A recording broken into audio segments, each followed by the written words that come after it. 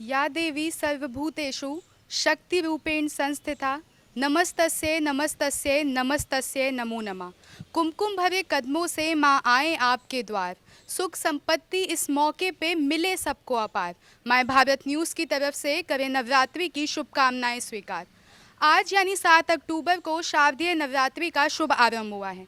आज हम मौजूद हैं लखनऊ के पत्रकारपुरम मार्केट के एक माता रानी के मंदिर में, जहां हम देखेंगे कि किस तरीके से नवरात्रियों की तैयारी हो रही है या श्रद्धालु किस तरीके से भक्ति और उल्लास के साथ यहां पे पहुंच रहे हैं। आइए मेरे साथ।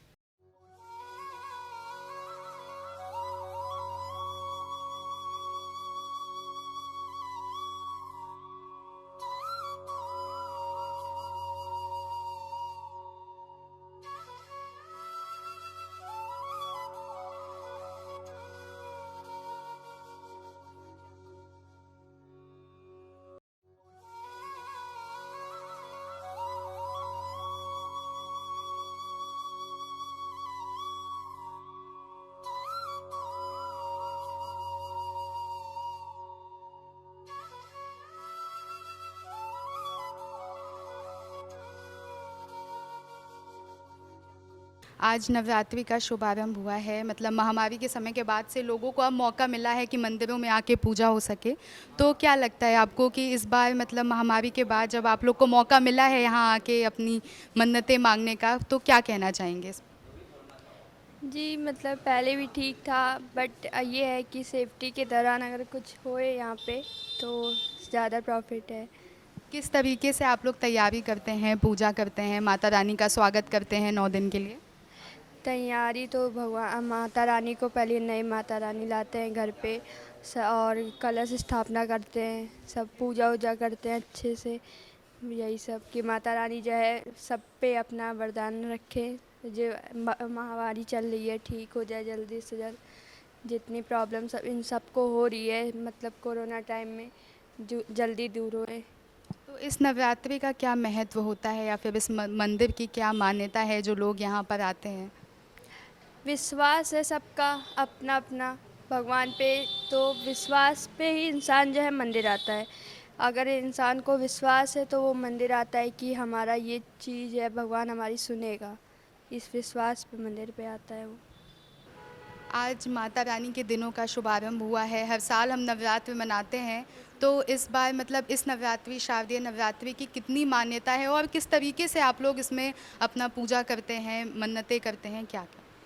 जैसे मैम देखिए, तो अब बोलेंगे तो हम थोड़ा ज़्यादा बोल देंगे, क्योंकि जैसे कि पहले जैसे मैं नेचर जैसे जो जितने देवी देवता है मैम ना, वो सब प्रकृति की देन है।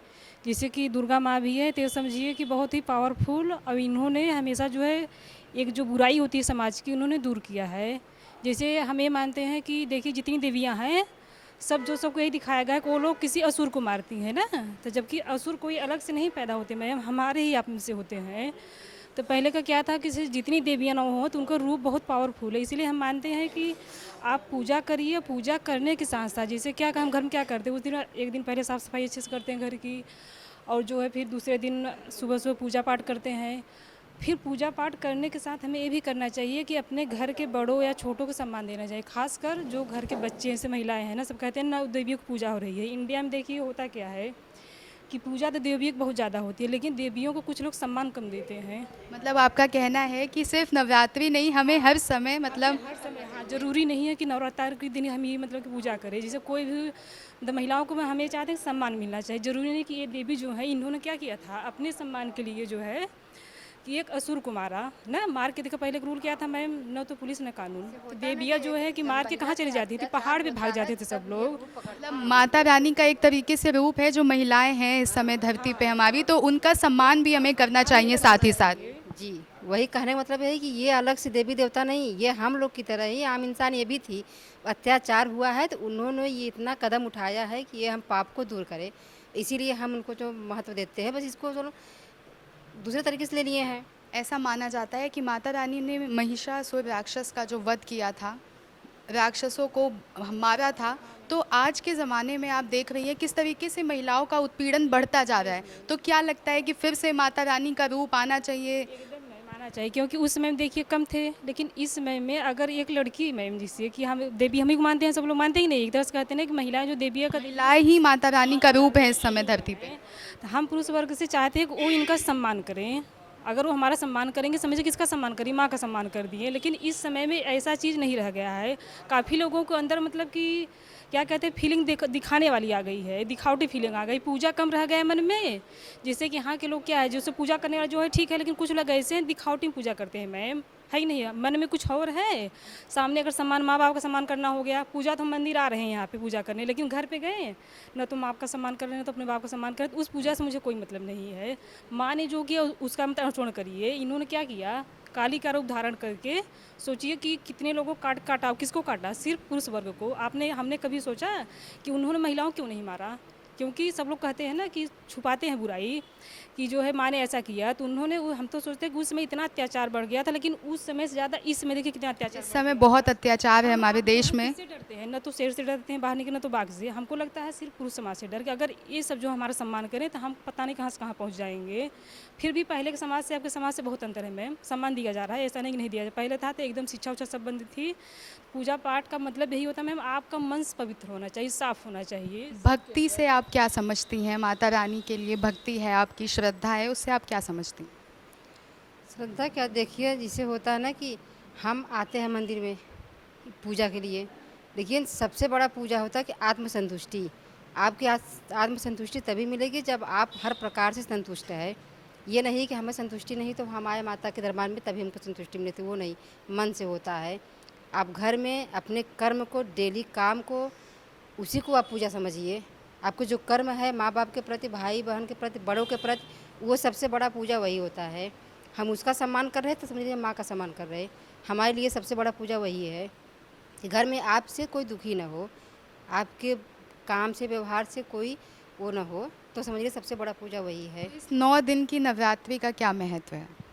यही है कि इंसान, देखिए एक तो है सब डरते हैं 9 दिन में, सोचते हैं कि भाई कुछ गलत काम ना करो, भाई उसी को मान के आज 9 दिन तो कुछ शांत रहते हैं, कुछ वो करते हैं। सबसे साल में 9 दिन शांत रहने से आपको लगता है कि हमारा देश सुधर सकता है? सुधर तो नहीं सकता है, ये तो बात सुधर नहीं सकता, लेकिन वही सोचिए कम से कम इंसान तो कुछ तो सुधरे। एक जैसे होता है ना डर हमारे अंदर कि भाई इसमें पाप ना करो, कुछ तो डर रहता है, ऐसी वही चीज़ है। हम आपसे ये जानना चाहते हैं कि ये जो मंदिर है इसकी काफ़ी मान्यता है, नवरात्रि के अवसर पर तो काफ़ी ज़्यादा, तो इसकी स्थापना कब हुई थी और किसने की थी इस मंदिर की स्थापना? देखिए इसकी स्थापना जो है उसके बारे में तो नहीं बता सकते हैं।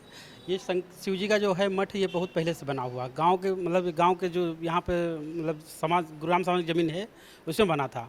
उसी का कम से कम 1990 में जो है पंडित राम बहाल तिवारी के द्वारा इसका मतलब विस्तार किया गया है मंदिर का, इसका पूरा बनाया गया है। उन्होंने ही इसकी स्थापना की है।